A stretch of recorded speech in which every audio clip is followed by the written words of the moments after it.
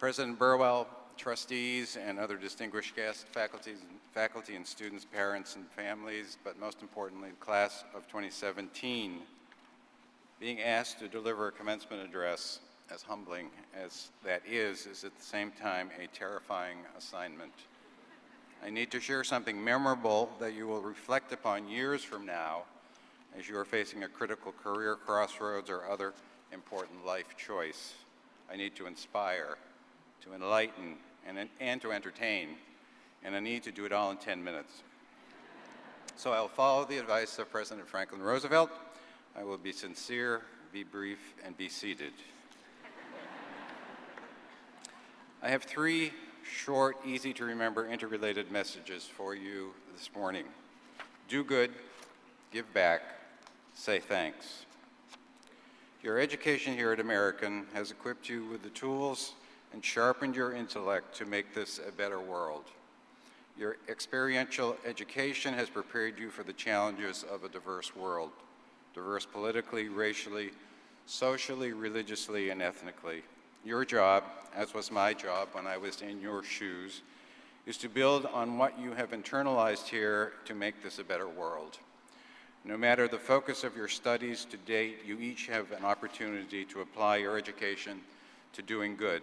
The economy, the environment, government, energy, literacy, diplomacy, biotechnology, information technology, each discipline, each corner of our society needs the application of your skills in improving the human condition. So do some good. And while you are doing some good, start giving back. I'm sure that the American Alumni Association already has you in its sights.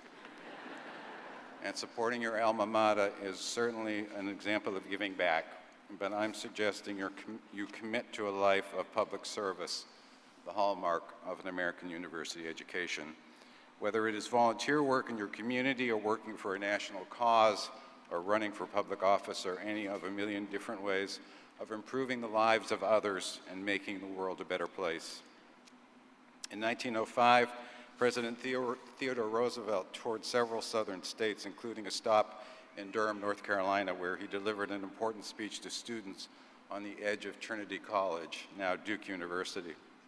He said, "Each of you, if he is worth his salt, wishes when he graduates to pay some portion of his debt to his alma mater. You have received from her during it an honor to the college to send you forth into the world.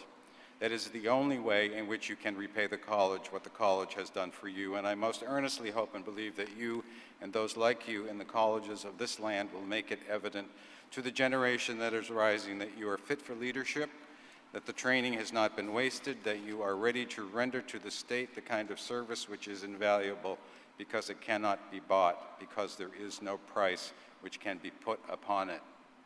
Here at American, you've had opportunities to learn and practice the principles of leadership, ethics, and commitment to social justice and civic responsibility. Through your Center for Community Engagement and Service, you've worked to improve the literacy rates among DC public students. You've had opportunities to work in the DC metropolitan area on criminal justice reform, environmental matters, community development, housing and homelessness, LGBT rights, to name just a few of your service learning activities. The sense of responsibility that you developed in these activities does not end this afternoon when you receive your diploma. Look for ways to build on these experiences and carry this commitment to service as one of your life goals. You know, our founding fathers had a vision for this country which continues to be a work in progress more than 240 years later. In a wonderful letter written to George Washington in March of 1872, Alexander Hamilton of Broadway fame sets it forth. Your Excellency will, I am persuaded, readily admit the force of this sentiment.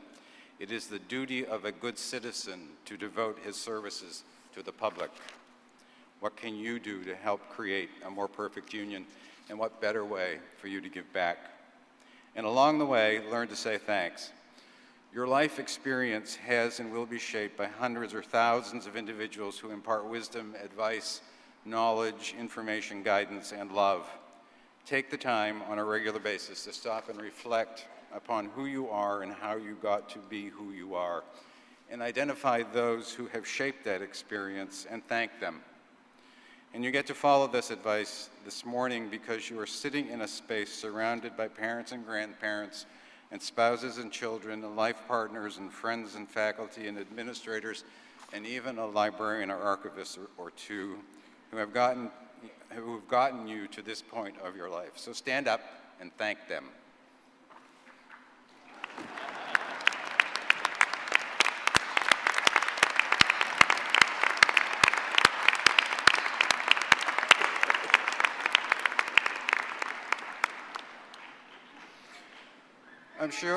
I'm sure that most of you think you have lots of time to get serious about my challenge of doing good, giving back, and saying thanks. And 46 years ago, I was sitting out there thinking the same thing.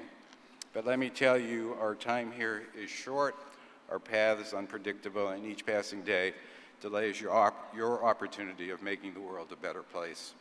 Steve Jobs, in a wonderful commencement address at Stanford, was prescient when he said, "Your time is limited, so don't waste it living someone else's life.